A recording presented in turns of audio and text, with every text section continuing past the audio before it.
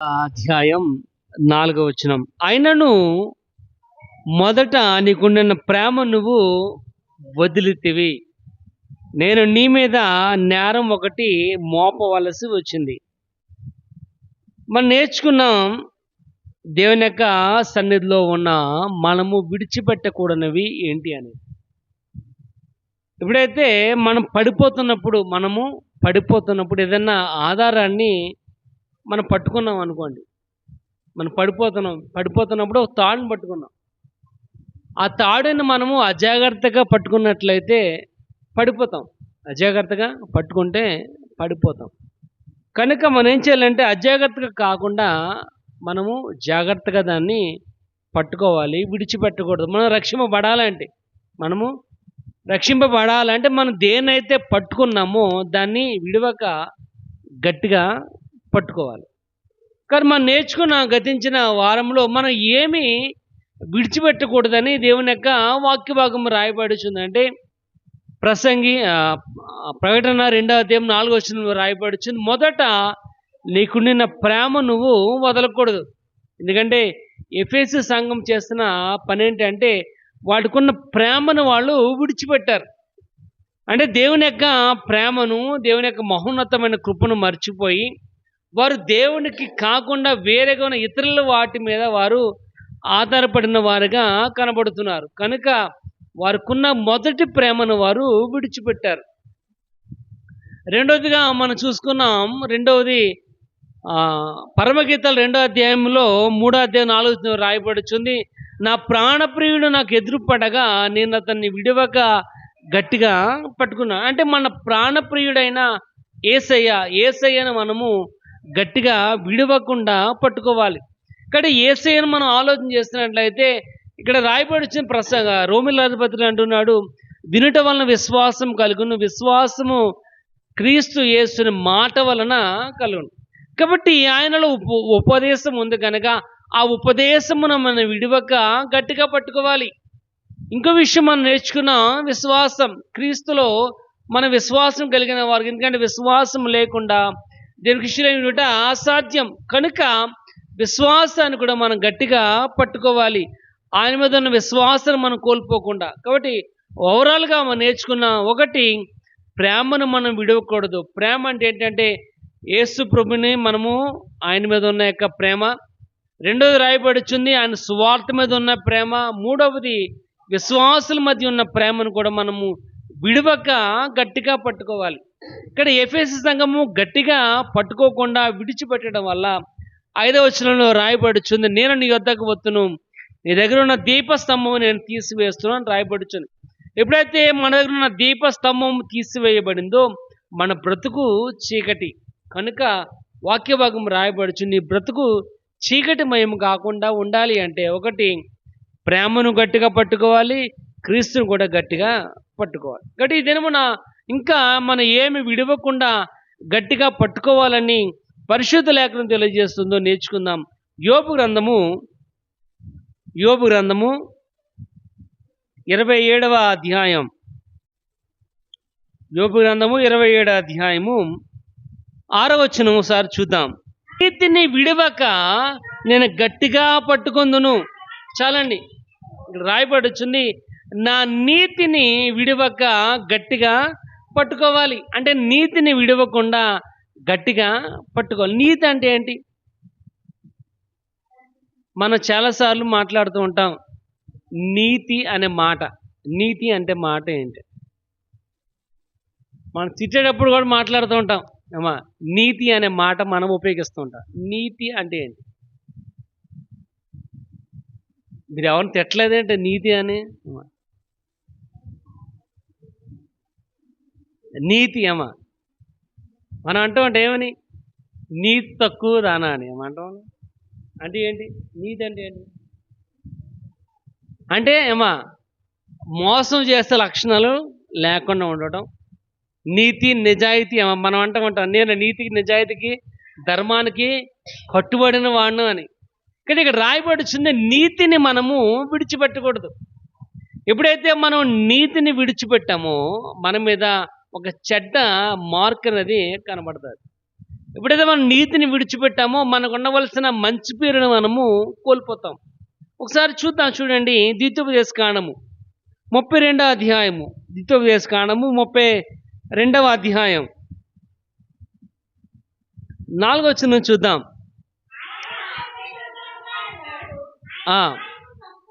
సంపూర్ణము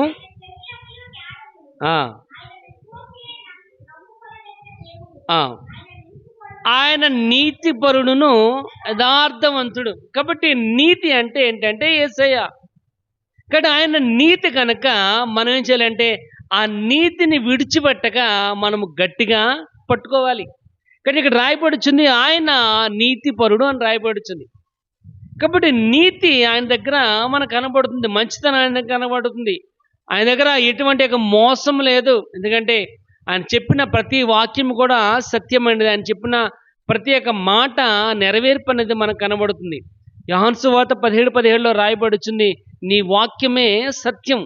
ఇక్కడ ఆయన వాక్యము సత్యమైనది, ఆయన వాక్యము నిజమైనది. ఆయన చెప్పిన ప్రతి ఒక్క మాట నెరవేర్పు అనేది మనకు కనబడుతుంది. కనుక ఆయన మోసం చేసేలేదు, ఆయన మోసం చేసేవాడు కాదు, ఆయన నమ్మదగిన వాడు, ఆయన నీతిపరుడు. కానీ ఇక్కడ రాయబడుచుంది మనం ఆ నీతిని విడవక దాన్ని గట్టిగా పట్టు. అందుకే యోబు అంటున్నాడు, నా నీతిని విడవలేదు నేను అని.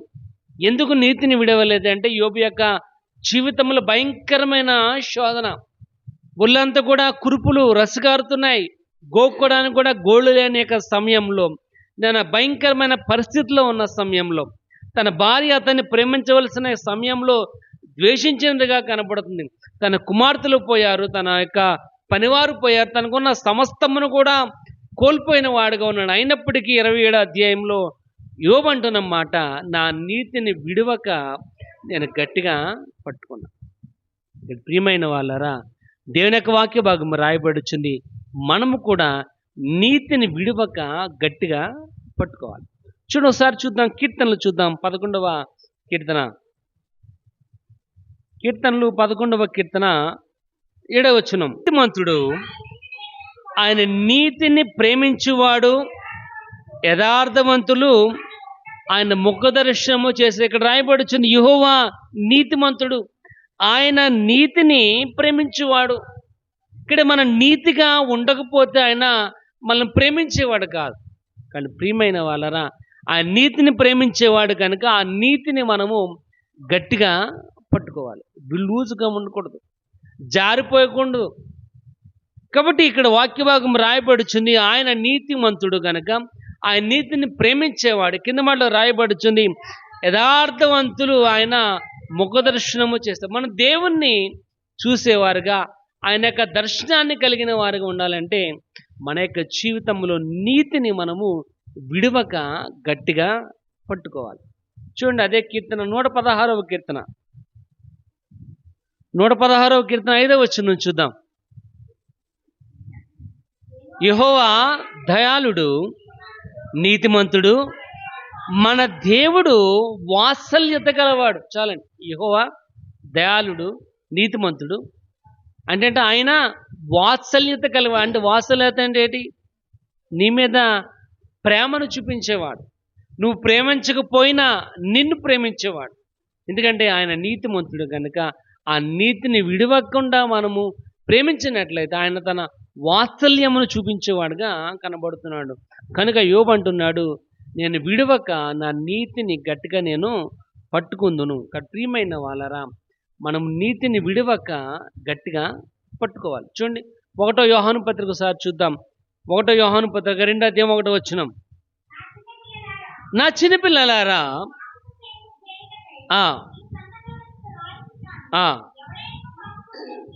1వ యోహాను పత్రిక 2వ అధ్యాయం 1వ వచనం.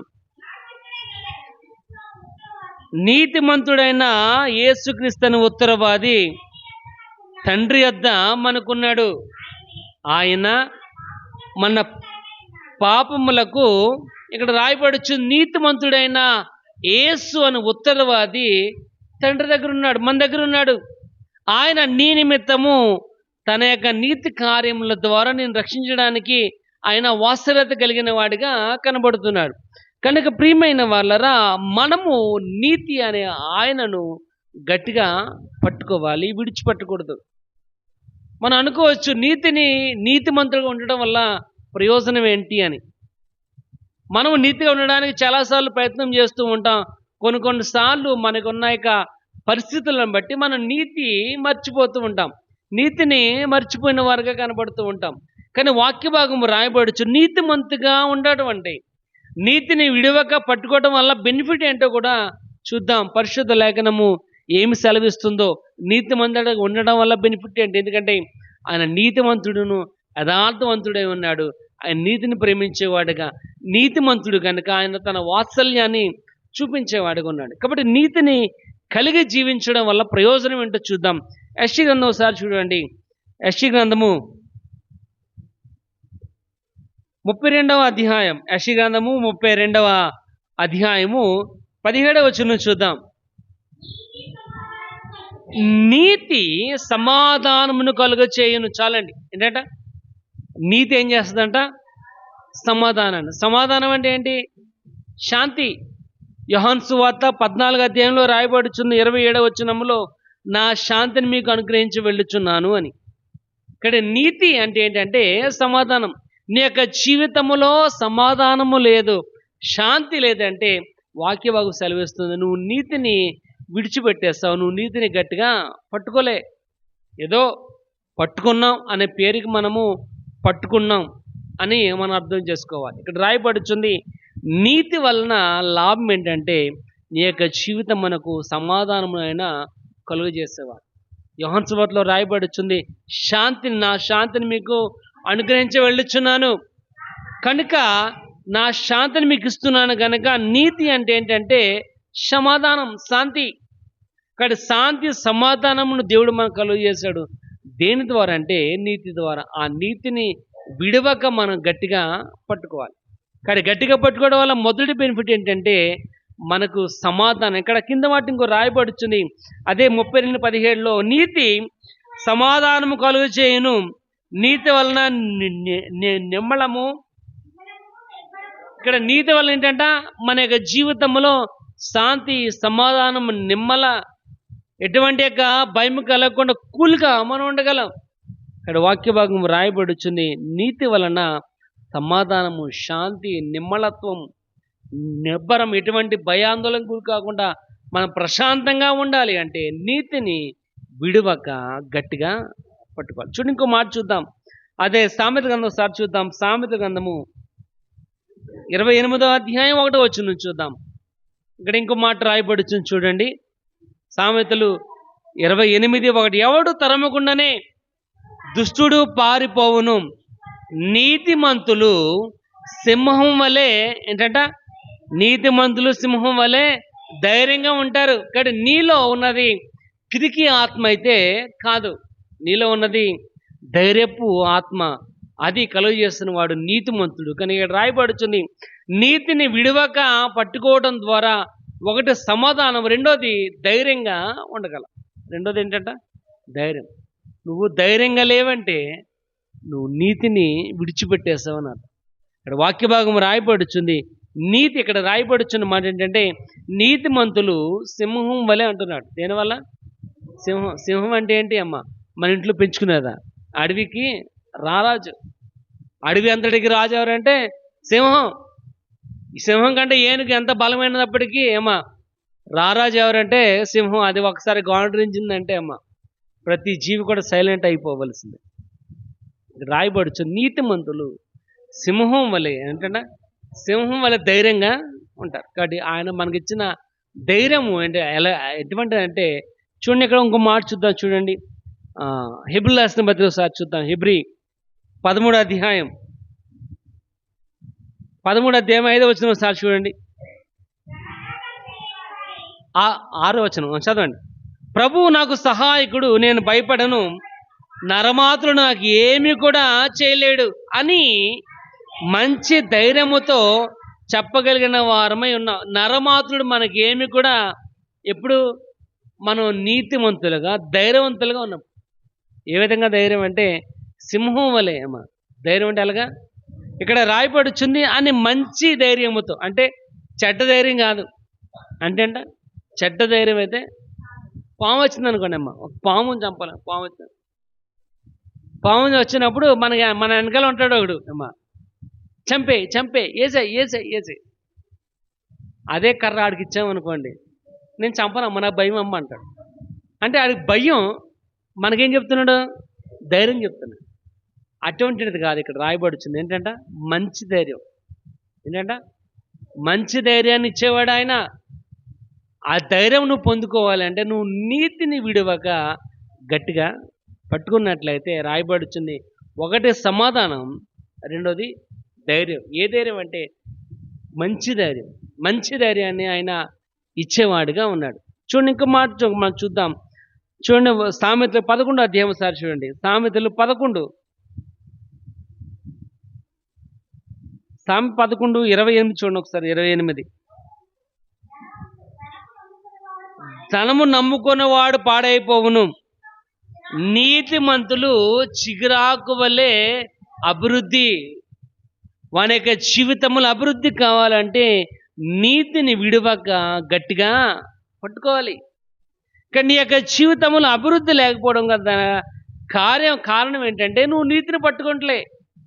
ఇక్కడ వాక్య భాగం రాయబడి, యెహోవా నీతిమంతుడైన ఆయన నీకు తన ప్రాణాన్ని త్యాగం చేస్తున్నవాడుగా కనబడుతున్నాడు. కానీ ఆ నీతిని విడవక ఏం చేయాలంట? గట్టిగా పట్టుకోవాలి. ఇక్కడ నీతిని విడవ గట్టిగా పట్టుకున్నట్లయితే ఒకటి నీకు సమాధానం కలుగుతుంది, సింహం వలె నువ్వు ధైర్యంగా ఉంటావు. మూడోది నీకు జీవితంలో అభివృద్ధి అనేది కలుగుతుంది. నాలుగోది చూద్దాం, చూడండి. మత్తయి సువార్త 13వ అధ్యాయం. మత్తయి సువార్త 13వ అధ్యాయం 43వ వచనం చూడండి ఒకసారి. అప్పుడు నీతిమంతులు తమ తండ్రి రాజ్యములో ఏంటంట? తండ్రి రాజ్యములో ఏ విధంగా ఉంటారంట? సూర్యుని వలె అమ్మ, సూర్యుని వలె. ఇప్పుడు చందమామ వలె కాదమ్మా, చంద్రుడి వలె కాదు. చంద్రుడికి ఏమ్మా మేఘం అంటూ వచ్చిందంటే దాని లైటింగ్ అనేది కనబడతా. కానీ సూర్యుడికి ఎన్ని మేఘాలు వచ్చినా అమ్మా, ఎన్ని అడ్డొచ్చినా తన కాంతిలో ఏ రకమైన లోపం అనేది ఇక్కడ రాయబడుతుంది. నువ్వు గనక నీతిని విడవక గనక గట్టిగా పట్టుకున్నట్లయితే నువ్వు ఎలాగుంటావంటే సూర్యుని వలె ఉంటావు. ఎలాగంట? సూర్యుని వలె ఉంటావు. కానీ వాక్యభాగం రాయబడుతుంది, నువ్వు సూర్యుని వలె ఉండాలి అంటే నీతిని పట్టుకోవాలి. కనుక ఆ ఎఫెసు సంఘము అటువంటి క్రియను విడిచిపెట్టేసింది, దేవుని విడిచిపెట్టేసింది. ఆ నీతిని విడిచిపెట్టి సంఘస్థుల మధ్య, విశ్వాసుల మధ్య ప్రేమను కోల్పోయినట్లుగా కనబడుతుంది. కనుక వాక్యభాగం రాయబడుతుంది, నీతిని విడవక గట్టిగా నువ్వు పట్టుకున్నట్లయితే నీకు సమాధానం కలుగుతుంది. నువ్వు సింహం వల్ల ధైర్యంగా ఉంటావు, నీ జీవితంలో అభివృద్ధి ఉంటుంది. నువ్వు సూర్యుని వల్లే ప్రకాశవంతం, తండ్రి రాజ్యములో సూర్యుని వల్లే ఉంటావు. దేని ద్వారా అంటే నువ్వు నీతిని గట్టిగా పట్టుకోవడం వల్ల. ఇంకో మాట చూద్దాం, రోమీయులకు రాసిన పత్రిక 4వ అధ్యాయం. రోమ 4వ అధ్యాయం 6వ వచనం ఒకసారి. మంత్రులుగా ఎంచును ఆ మనుష్యుడు, అంటే నీతిలో ఏముందంటే ధన్యత ఉంది. నీతిలో ఏముందంట? ధన్యత ఉంది. ధన్యత అంటే ఏంటి? కింద మళ్ళీ రాయబడి దావీదు కూడా చెప్పుచున్నాడు. ఏముందంట? ధన్యత. నీ యొక్క జీవితము ధన్యతకరమంగా ఉండాలి అంటే నువ్వు నీతిని విడవక గట్టిగా పట్టుకోవాలి. కానీ నీతిలో ఏముంది? సమాధానం ఉంది, నీతిలో ధైర్యం ఉంది, నీతిలో అభివృద్ధి ఉంది, నీతిలో ఇంకేముంది? సూర్యుని వల్లే ప్రకాశవంతముగా ఉండగలవు. 5వది రాయబడి నీతిలో ఏముందంటే ధన్యత ఉంది. కానీ నువ్వు నీతిని విడవక గట్టిగా పట్టుకోవాలి. తర్వాత చూద్దాం, ఇంకా మనం ఏం విడవక గట్టిగా పట్టుకోవాలంటే 1వ తిమోతికి రాసిన మొదటి పత్రిక 5వ అధ్యాయం 12వ వచనం. క్రీస్తునకు విరోధముగా నిరంకుశులైనప్పుడు తమ మొదటి విశ్వాసమును వదులుకొనిరను. ఇక్కడ రాయబడుచుంది ఒక మాట, మొదటి విశ్వాసం అంటున్నాడు. రెండోది ఇక్కడ రాయబడుచుంది మొదటి విశ్వాసమును విడిచిపెట్టక నువ్వు గట్టిగా పట్టుకోవాలి అని. ఇదేంటంట, విశ్వాసాన్ని విడవక గట్టిగా పట్టుకోవాలి. విశ్వాసం అంటే ఏంటి? విశ్వాసం అంటే ఏంటమ్మా?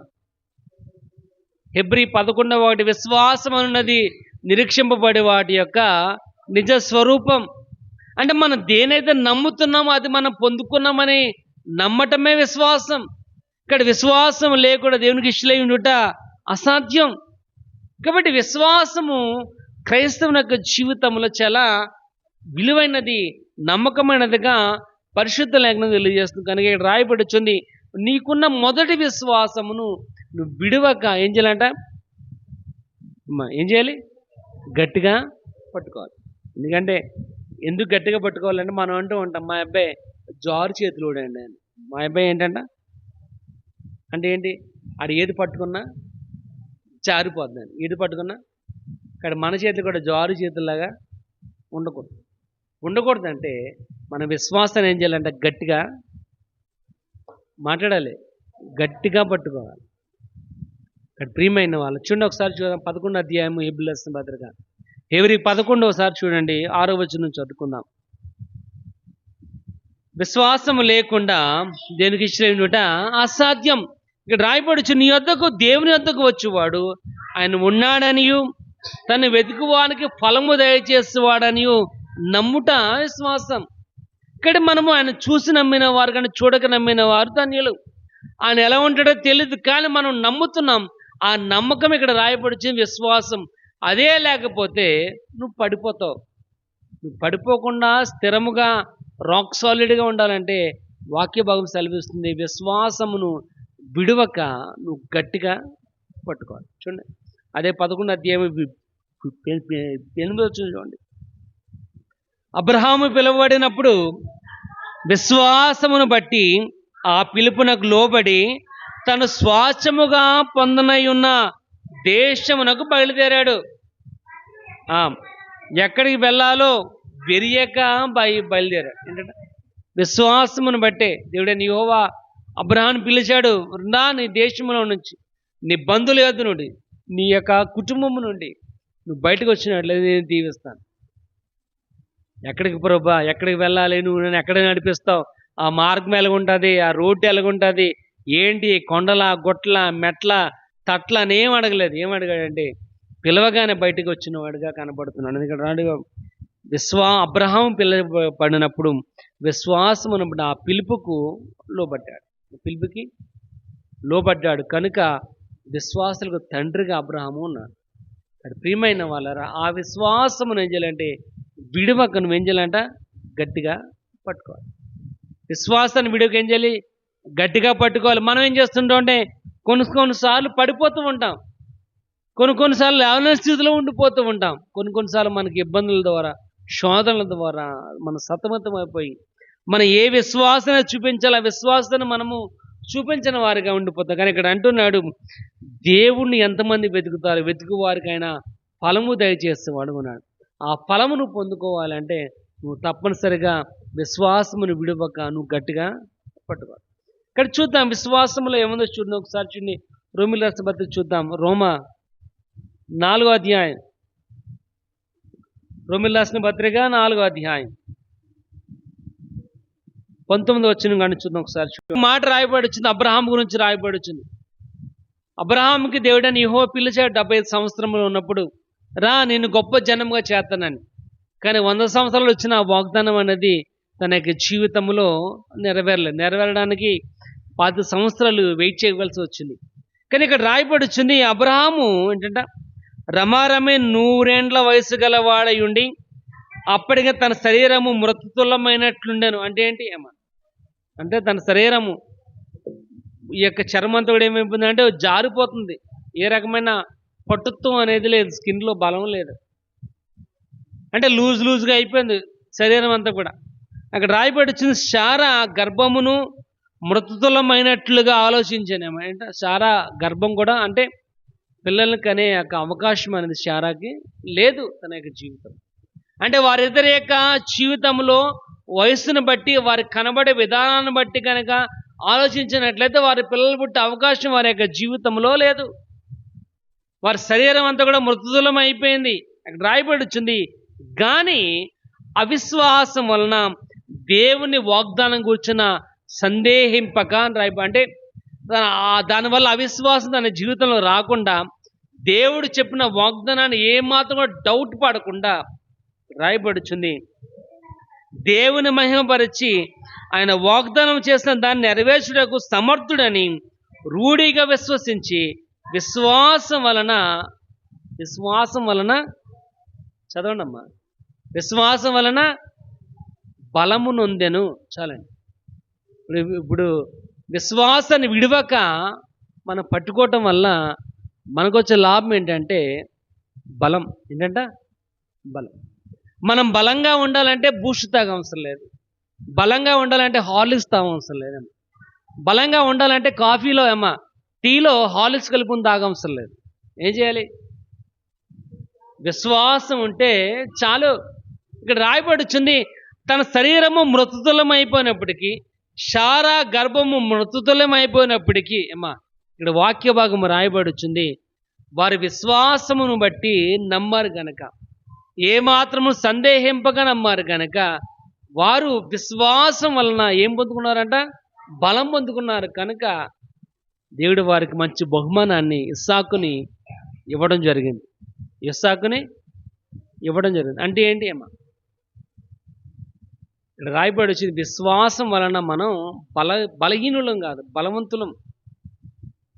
ఇక్కడ రాయబడి వచ్చింది, విశ్వాసం ఏముందంటే బలం ఉంది. అది ఆత్మీయ సంబంధమైన బలం.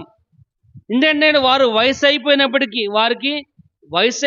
వారి ముసలితనమందు ఒకటి ఆదికాండం రాయబడుతుంది, ముసలితనమందు శారా అబ్రహాంకి ఒక కుమారుని బహుమానంగా ఇచ్చింది. ప్రియమైన వాళ్ళరా, దేవుని యొక్క వాక్య భాగము రాయబడి వచ్చింది. మనం ఏం చేయాలంటే విశ్వాసం ఉండాలి. చుడుకు మార్చుతుంది లూకాసు సువార్త 17వ అధ్యాయం. లూకాసు సువార్త 17వ అధ్యాయము 5వ వచనం చూడండి. లూకా 15వ అధ్యాయం. అపోస్తులు అన్నారంటే ఏమని? మా విశ్వాసమును వృద్ధి పొందించమని. అంటే విశ్వాసం ఏముంది? అభివృద్ధి ఉంది. విశ్వాసంలో ఏముందంట? అభివృద్ధి ఉంది. అంటే మనం అభివృద్ధి పరచబడకుండా అలాగే ఉండిపోతున్నామంటే నీకు విశ్వాసం లేదని గ్రహించాలి. ఇక్కడ విశ్వాసం వలన ముసలితనమందు వారు బలం పొందుకున్న వారికి ఉన్నారు. మనం ఏం చేస్తుంటామంటే మనము అది మాత్రం తప్పునిచ్చి మిగతా అన్నీ చేస్తుంటాం. అది మాత్రం తప్పునిచ్చి మిగతా అన్నీ చేస్తూ ఉంటాం. జడుచుకున్నాడమ్మా అంటే గబగబ వెళ్ళి వాడి మెడలో ఒకటి, జబ్బు కోటి, కాలు కోటి, 4-5 తాయిడ్లు కట్టిస్తాను తప్ప వాడి పట్టిన దెయ్యం కాదు, మనకు దెయ్యం పడుతుంది. కానీ ఇక్కడ రాయబడి వచ్చింది, విశ్వాసం వలన వారు పిల్లలను కన్నారు. వారు విశ్వాసం వలన. కానీ నువ్వు పిల్లల్ని కనాలంటే విశ్వాసం ఉంచాలి. కానీ అట్టుపోలు తింటే పిల్లలు పుట్టరు, కొబ్బరి నూనె తాగితే పిల్లలు పుట్టరు, యాపిల్ కాయలు తింటే నువ్వు పిల్లలు పుట్టరమ్మా. రాయబడి వచ్చింది ఏం కావాలంట? విశ్వాసం వారి యొక్క జీవితంలో ఉంది కనుక వారు ముసలితనం ముందు వారి శరీరము మృతతుల్యం అయిపోయినప్పటికీ వాక్య భాగము రాయబడుచుంది, వారు దేవుని వలన బలము కలిగిన వారుగా, అభివృద్ధి కలిగిన వారు ఉన్నారు. ప్రియమైన చూడండి, ఇంకో మాట చూద్దాం. యోహాను సువార్త 1:12 చదువు ఒకసారి. యోహాను సువార్త 1:12. విశ్వాసం వలన మనం దేవుని యొక్క పిల్లలవుతాం. నువ్వు దేవుని యొక్క పిల్లలు అవ్వాలంటే విశ్వాసం ఉండాలి. విశ్వాసం మెయిన్. అందుకే 11:6 రాయబడి వచ్చింది, విశ్వాసం లేకుండా దేనికి ఇష్టం అసాధ్యం. అది జరిగే పని అయితే కాదు. మనం అనుకుంటూ ఉంటాం మంచి పనుల వల్ల మంచి పనుల వల్ల చేసినంత ప్రయోజనం లేదు. నువ్వు మానక ప్రార్థన చేసిన వల్ల ప్రయోజనం లేదు. నువ్వు ఏం చేస్తే ప్రయోజనం లేదు. కానీ ఒకే ఒకటి, అదేంటంటే విశ్వాసం లేకుండా దీనికి ఇష్టం అసాధ్యం. కనుక ఆ విశ్వాసమును విడవక ఏం చేయాలంట? నువ్వు గట్టిగా పట్టుకోవాలి. పట్టుకోవడం కాదు, ఏం చేయాలి? గట్టిగా పట్టుకోవాలి. చూడు, చిన్నపిల్లలు బండి ఎక్కినప్పుడు మనం అంటాం గట్టిగా పట్టుకో అని. అంటే వాడికి తెలుసు పడిపోతాడని, వాడు పట్టుకుంటాడు. కానీ ఇంకా మనం చెప్తాం గట్టిగా పట్టుకోవాలి. ప్రియమైన వాళ్ళరా, వాక్య భాగం రాయబడుతుంది, విశ్వాసములో బలం ఉంది, విశ్వాసంలో అభివృద్ధి ఉంది. విశ్వాసం ద్వారానే మనం దేవుని యొక్క పిల్లలుగా ఉండగలం. ఒకసారి చూడండి, యోహాను 3:36 చూద్దాం ఒకసారి. యోహాను సువార్త 3:36 విశ్వాసం ఉంచువాడే నిత్య జీవం గలవాడు. ఇప్పుడు విశ్వాసం ఏముందంటే నిత్య జీవం ఉంది. ఏముందంట? విశ్వాసంలో నిత్య జీవం ఉంది. నువ్వు నిత్య జీవం కలిగిన వానిగా ఉండాలంటే ఏం చేయాలి? విశ్వాసం ఉండాలి. విశ్వాసము నమ్మి బాప్తిసం పొందినవాడు రక్షింపండి. కానీ బాప్తిసం వల్ల నీకు నిత్య జీవం లేదు, కానీ నమ్మకం వల్ల మాత్రమే నిత్య జీవం. బాప్తిసం ఏంటంటే ఒక గుర్తు, ఐడెంటిఫికేషన్. ఏంటా గుర్తు అంటే నువ్వు దేవుని యొక్క బిడ్డవని ఒక గుర్తు మాత్రమే తప్ప బాప్తిసం నేను రక్షించదు. బాప్తిసం వల్ల నువ్వు పరలోకం వెళ్ళవు. బాప్తిసం వల్ల నువ్వు ఏం చేయలేవు. ఒకే ఒకటి ఏంటంటే విశ్వాసం. విశ్వాసం వలన మాత్రమే అంటున్నాడు. ఇక్కడ రాయబడుతుంది, కుమారుని యందు విశ్వాసం ఉంచువాడు మాత్రమే అన్నాడు. బాప్తిసం తీసుకున్నాడు ఒక్కడు మాత్రమే అని చెప్పలే. కుమారుని యందు బాప్తిసం పొందినవాడు అనలేదు అక్కడ. కుమారుని యందు విశ్వాసం ఉంచిన వాడు మాత్రమే నిత్య జీవం కలిగిన వాడు. కాబట్టి ఆ విశ్వాసాన్ని విడవక గట్టిగా పట్టుకోవాలి. ఇక్కడ విశ్వాసం ఏముందంటే నిత్య జీవం అనేది ఉంది. చూడండి, ఇంకో మాట చూద్దాం. అదే 6:36 చూడండి ఒకసారి. యోహాను సువార్త 6:36 వారిని నేను ఏమాత్రం కూడా బయటికి తోసివేయను. 35 కూడా చదవమ్మా.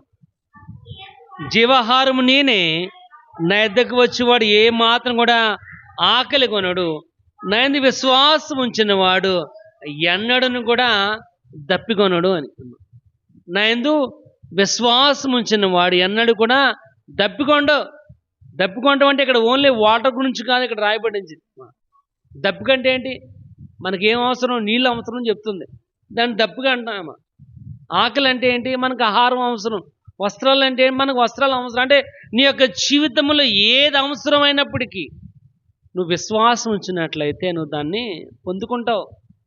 ఇక్కడ ప్రియమైన వాళ్ళరా, విశ్వాసం ద్వారా తప్పిక లేదు అని రాయబడుతుంది. ఇక్కడ విశ్వాసం ఏం చేయాలని విడవక నువ్వు గట్టిగా పట్టుకోవాలి. గట్టిగా పట్టుకుంటే విశ్వాసంలో బలం ఉంది, విశ్వాసంలో అభివృద్ధి ఉంది, విశ్వాసంతో నువ్వు దేవుని పిల్లలు అవుతున్నా, విశ్వాసం ద్వారా నీ అవసరాలు కూడా తీర్చబడతాయి. ఇక్కడ ప్రియమైన వాళ్ళరా, అటువంటి విశ్వాసాన్ని విడవక నువ్వు గట్టిగా పట్టుకోవాలి. ఆఖరి చూద్దాం. అదే యోబు గ్రంథము 2వ అధ్యాయం. యోబు గ్రంథము 2వ అధ్యాయం 3వ వచనంలో ఆఖరి మాట చదువుకుంటా, అతనిని పాడు చేయుటకు నీవు నన్ను ప్రేరేపించినను అతడు ఇంకను తన యథార్థతను విడవక అంటున్నాడు. కానీ లాస్ట్ ఇది రాయబడుచుంది, నువ్వు దేన్ని గట్టిగా పట్టుకోవాలంటే యథార్థతను ఏం చేయాలంట? గట్టిగా పట్టుకోవాలి. అంటే ఏమా అంటే ఏంటి? యథార్థత అంటే ఏంటి? యథార్థత అంటే ఏంటి? మనం కూడా చాలాసార్లు మాట్లాడుతుంటాం, చాలాసార్లు తిడతాం. ఏమా నీ బ్రతుకులో ఏం లేదంట? యథార్థత లేదా అంటే ఏంటి? నువ్వు చెప్పే అన్నీ కూడా అబద్ధాలే, ఒకటి కూడా నిజం అనేది లేదు. ఎందుకంటే యథార్థంగా మాట్లాడేవాడు యథార్థంగా మాట్లాడేవాడు ఎవడికి కూడా నచ్చడు. ఎవడికి కూడా నువ్వు చేసే తప్పుని ఉన్నట్లుగా చెప్పినట్లయితే అసలు ఎవరు కూడా ఇష్టపడరు, నమ్మరు. అతనంటే ఇష్టం ఉండదు. వాళ్ళ దగ్గరికి వెళ్ళకూడదమ్మా, ఏదైనా ముఖమే చెప్పేస్తాడు. ఇక్కడ యథార్థంగా ప్రవర్తించే వాడికి అందరూ కూడా శత్రువులే. ఆడి మాట ఎవరు వినరు. కానీ వాక్య భాగం రాయబడుతుంది, నువ్వు యథార్థతను విడవక నువ్వు గట్టిగా పట్టుకోలేదు. ఎందుకంటే యథార్థత ఆయనలో ఉంది. అంటే మనం చదివాం కదా కీర్తన భాగంలో 11:7 వచనంలో అనుకుంటే రాయబడుతుంది, యెహోవా నీతిమంతుడును యథార్థవంతుడై ఉన్నాడు. కానీ యథార్థత అని ఆయనను ఏం చేయాలంటే నువ్వు విడవక గట్టిగా పట్టుకోవాలి. యథార్థత ఏంటో చూద్దాం. చూడండి, సామెత 14:2 చూద్దాం. అక్కడ రాయబడుచు యథార్థత ఏంటి చూడండి. యెహోవాయందు అంటే యథార్థత అంటే ఏంటంటే భక్తి. యెహోవాయందు భయభక్తులు కలిగి ఉండటమే యథార్థత. కానీ నువ్వు యొక్క జీవితంలో అటువంటి యొక్క భయభక్తులు కలిగిన జీవితమును విడిచిపెట్టక నువ్వేం చేయాలంటే గట్టిగా పట్టుకోవాలి. కాబట్టి మనకేం లేదంటే భయం లేదు. మనకేం లేదు భయం. టీచర్ కొడతాడని భయం ఉందనుకోండి అమ్మ, టీచర్ కొడతాడని భయం ఉందనుకోండి, క్లాసు మానాలన్నా భయం, క్లాసు మానాలన్నా భయం. మా పిల్లల్ని అప్పుడప్పుడు చెప్తూ ఉంటా, బడి మానేయండి అమ్మ రేపు వద్దన్న. అబ్బాయి నువ్వు టీచర్కి ఫోన్ చేస్తే మానేస్తాం. అంటే ఇప్పుడు మన టీచర్కి ఫోన్ చేయలేదు అనుకోండి, నెక్స్ట్ డే ఎలాగుంటుందంటే వాడికి పనిష్మెంట్ అనేది ఉంటుంది. కానీ ఇక్కడ రాయబడుచుంది, యథార్థతను విడిచిపెట్టక నువ్వు గట్టిగా పట్టుకోవాలి. ఇక్కడ యోబు అంటున్నాడు, చూడండి, నిష్కారణముగా అతనిని పాడు చేయుటకు నీవు నన్ను ప్రేరేపించినను అంటున్నాడు. ఏంటన్నా, నువ్వు అతన్ని పాడు చేయమని నువ్వు నన్ను ప్రేరేపించిన కానీ అతని యొక్క జీవితంలో యథార్థతను విడవక ఏం చేస్తాడట, గట్టిగా పట్టుకున్నాడు. యథార్థతను విడవక, కాబట్టి మనం యథార్థముగా ప్రవర్తించినట్లయితే ఎవరు కూడా మనల్ని ఇష్టపడరు. యథార్థంగా మనం మాట్లాడమంటే ఎవరికి కూడా మనం అంటే నచ్చదు. కానీ వాక్య భాగం రాయబడుచుంది, యథార్థత అంటే భక్తి. చూడండి, కొన్నేలి గురించి రాయబడుచుంది, అతడు యథార్థత కలిగిన వాడు, భయభక్తులు కలిగిన వాడుగా ఉన్నాడు. కానీ దాని యొక్క జీవితంలో యథార్థతను విడిచిపెట్టలేదు. ఇక్కడ ప్రియమైన వాళ్ళు ఇక్కడ రాయబడుచున్నమాట. యథార్థత అంటే ఏంటంటే ఎవరు కూడా ఇష్టపడని వారు యథార్థత కలిగిన వారు. ఇక్కడ యథార్థంగా ఇప్పుడు కూడా మనము యథార్థంగా ఉన్నామనుకోండి, మనం అంటే ఎవరు కూడా నచ్చదు. అది నా మాట అయితే కాదు. చూడండి, చదువుకుందాం మీకా గ్రంథము, మీకా గ్రంథము 7వ అధ్యాయము, మీకా గ్రంథము 7వ అధ్యాయంలో ఒక మాట రాయబడుతుంది, యథార్థంగా ఉండేవాడు ఏ విధంగా ఉంటాడు. చూడండి, 4వ వచనం చదవండి.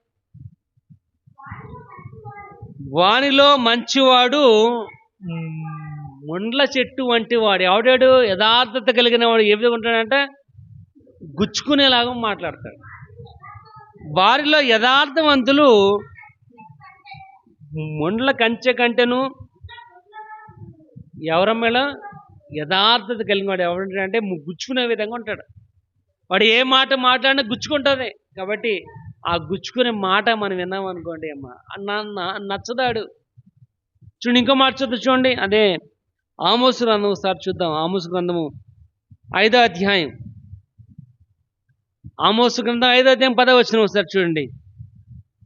అయితే గుమ్మములో నిలిచి బుద్ధి చెప్పి వారి మీద జనులు పగబడుదురు, యథార్థముగా మాట్లాడు వారిని అసహించుకుందరు. అమ్మా, యథార్థంగా మాట్లాడే వారిని అసహించుకుంటారు. యథార్థంగా మాట్లాడితే ఇష్టం ఉండదు ఎవరికి. ఉన్నది చెప్తే నచ్చదు. ఏమా అమ్మ నువ్వు అలా చేస్తున్నావు అంటే ఇంక రారు ప్రార్థన కాదు. వాళ్ళు ప్రార్థనకు రావాలంటే ఏం చేయాలి అమ్మ? ప్రార్థన రావాలంటే ఏం చేయాలి? పొగడాలి. పొగిడితే వస్తారమ్మా. కాబట్టి పొగిడేవాడికి ఎక్కువ జనం ఉంటారు, పొగిడేవాడికి ఎక్కువ జనం ఉంటారు, పొగడినోడికి అమ్మా తక్కువ మందిగా ఉంటారు. వాక్య భాగం రాయబడుచుంది, యథార్థతను ఏం చేయడం అసహించుకుంటారు. ఇక్కడ రాయి యథార్థంగా ప్రవర్తించినట్లయితే నిన్ను అసహించుకుంటారు. కానీ దేవుని యొక్క వాక్య భాగం రాయబడుచుంది, అటువంటి యథార్థతను ఏం చేయాలంట? విడవక నువ్వు గట్టిగా పట్టుకోవాలి యథార్థతను. ఇప్పుడే నువ్వు యథార్థతను విడవక పట్టుకున్నావు. ఎందుకంటే వాక్య భాగం రాయబడుచుంది, క్రైస్తవుని యొక్క ధర్మం ఏంటంటే యథార్థత. యథార్థత అంటే ఏంటో లక్షణం. ఆ లక్షణం కలిగిన వారు ఉండాలి. యోబు యొక్క జీవితంలో అటువంటి లక్షణాలను కలిగిన వాడు. ఎన్ని బాధలు వచ్చినప్పటికీ, శ్రమ వచ్చినప్పటికీ, శోధన వచ్చినప్పటికీ, ఏమి తన యొక్క జీవితంలో ఏమైపోయినప్పటికీ చూడండి యథార్థతను విడువని వాడిగానే ఉన్నాడు. కానీ ఇక్కడ రాయబడుచున్న అతను ఏ రకంగా నువ్వు ఇబ్బంది పెట్టినప్పటికీ తన యొక్క జీవితంలో యథార్థతను మాత్రము మర్చిపోలేదు. కానీ ప్రియమైన వాళ్ళరా, దేవుని యొక్క వాక్య భాగం రాయబడుచుంది, యథార్థతను విడిచిపెట్టక దాన్ని గట్టిగా. ఇక్కడ యథార్థతగా మనం జీవించామంటే ఏంటి ప్రయోజనం? చూడండి, మాట చూద్దాం. సామెతలు 11వ అధ్యాయము, సామెతలు 11వ అధ్యాయము 20 చదువుకుందాం. 20 మూర్ఖ చిత్తులు యెహోవాకు హేయులు, యథార్థముగా ప్రవర్తించువారు ఎవరంట? యథార్థముగా కనుక ప్రవర్తించినట్లయితే దేవునికి ఇష్టమైన వారు. దేవునికి ఇక్కడ ఈ లోకంలో ఏమో మనుషులు ఇష్టం కాదు, ఈ లోకంలో రాజకీయ నాయకులు ఇష్టం కాదు, ఈ లోకంలో నీ పక్కన ఉన్నవాడు నేను మెచ్చుకోవడం కాదు. ఎవరు మెచ్చుకోవాలంట? బలా నమ్మకమైన మంచి దాసుడా అనిపించుకోవాలంటే రాయబడుచుంది, యథార్థతను విడువక నువ్వు గట్టిగా. ఇక్కడ రాయబడుచు యథార్థవంతులు దేవునికి ఇష్టమైన వారు. నువ్వు దేవునికి ఇష్టమైన వారుగా ఉండాలి అంటే యథార్థతను విడవక నువ్వు గట్టిగా పట్టుకోవాలి. చూడండి ఇంకో మాట చూద్దాం. అదే 2వ అధ్యాయం 7వ వచనం చూడండి ఒకసారి. సామెతలు, ఆయన యథార్థవంతులను వర్ధిల్ల చేయను. ఏంటంటే యథార్థవంతులు వర్ధిల్లింపబడాలి అంటే యథార్థతను విడవక గట్టిగా పట్టుకోవాలి. కానీ ఇక్కడ రాయబడుచున్న యథార్థత ఆయనకి ఇష్టమైనది. యథార్థముగా ప్రవర్తించేవారు ఆయనకి ఇష్టమైన వారు. యథార్థములో అభివృద్ధి కనబడుతుంది అక్కడ. ఇక్కడ ప్రియమైన వాళ్ళరా, వాక్య భాగం రాయబడుచున్నట్లుగా యథార్థముగా ప్రవర్తించాలి. ఇక్కడ యథార్థంగా మనం ఉన్నట్లయితే చూడండి ఇక్కడ రాయబడుచుంది. చూడండి 2 క్రోనికల్స్ ఒకసారి చూద్దాం. 2వ దినవృత్తాంతాల గ్రంథము 16వ అధ్యాయం 9వ వచనం ఒకసారి చదవండి అమ్మా. తన ఎడల యథార్థత గలవారిని బలపరచుటకై యెహోవా కనుదృష్టి లోకమంతటా సంచారము చేయుచుందంట. ఎవరినంట? యథార్థవంతులను బలపరచడానికి. కాబట్టి యథార్థత వాక్య భాగం రాయబడుచుంది. నువ్వు గనక యథార్థతగా ఉంటే నేను ఎవరు ప్రేమించరు. నువ్వు యథార్థంగా ఉంటే నేను అందరూ కూడా అసహించుకుంటారు. నువ్వు యథార్థంగా ఉంటే నువ్వు అందరూ గుచ్చుకుంటావు. అందరికీ ఎలాగుంటావంట? గుచ్చుకునే విధంగా ఉంటావు. కానీ వాక్య భాగం రాయబడుచుంది అటువంటి యథార్థత కనుక నువ్వు విడవక గట్టిగా పట్టుకున్నట్లయితే వాక్య భాగం రాయబడుచు నిన్ను బలపరచడానికి ఆయన కనుదృష్టి ఎంత లోకమంతడు ఏం చేస్తుందంట? సంచరిస్తుంది అని. అంటే నువ్వు ఎక్కడ ఉన్నప్పటికీ లోకమంతడు కూడా సంచరిస్తుంది అంటే మొత్తం తిరుగుతుంది వైఫై లాగా. నువ్వు ఎక్కడ ఉన్నా కానీ నిన్ను బలపరచడానికి, నువ్వు ఎక్కడ ఉన్నా కానీ నేను ధైర్యపరచడానికి, నువ్వు ఎక్కడున్నా నేను ఎంతమంది అసహించుకున్నప్పటికీ ఆయన మాత్రం నిన్ను కాపాడేవాడికి ఇక్కడ రాయబడుచుంది. అదే యథార్థ హృదయము గల వారిని బలపరచుటకు యెహోవా కనుదృష్టి లోకమంతటా సంచరిస్తుంది. ఇక్కడ ప్రియమైన వాళ్ళరా, దేవుని యొక్క వాక్య భాగము రాయబడుచుంది. యథార్థత కనుక మనం విడిచిపెట్టక గట్టిగా పట్టుకున్నట్లయితే వాక్య భాగం రాయబడి దేవునికి ఇష్టమైన వారిగా, అభివృద్ధి కలిగిన వారిగా మనం ఉండగలం. ఇక్కడ రాయబడుచుంది ఆ యథార్థత నీలో ఉన్నట్లయితే తప్పకుండా ఆయన నేను బలపరచువాడుగా కనబడుతున్నాడు. అది ప్రియమైన వాళ్ళరా, మనము ఏది గట్టిగా విడవకుండా గట్టిగా పట్టుకోవాలంటే, ఒకటి ప్రేమను విడవకుండా గట్టిగా పట్టుకోవాలి. 2వది క్రీస్తును విడవక పట్టుకోవాలి. 3 నీతి. 4వది విశ్వాసం. 5వది యథార్థత. ఎప్పుడైతే మనం విడవక గట్టిగా పట్టుకున్నామో దేవుడు తప్పకుండా తన కార్యాన్ని యొక్క జీవితంలో నెరవేర్చేవాడిన, ఇబ్బందులు వచ్చిన ఏ సీజన్ అయినప్పటికంటే గతకాలమైన, భౌతికమైన, వర్తమాన కాలమైన ఏ కాలంలో అయినా విడవక ఎప్పుడైతే మనం దేవునిలో కొనసాగమో తప్పకుండా దేవుడు తన కార్యాన్ని నెరవేర్చేవాడు ఉన్నాడని దేవుని యొక్క వాక్య భాగము రాయబడుచుంది. దేవుడు కొద్ది మాటలు మన వెనుకలో దీవించి ఆశీర్వదించును గాక.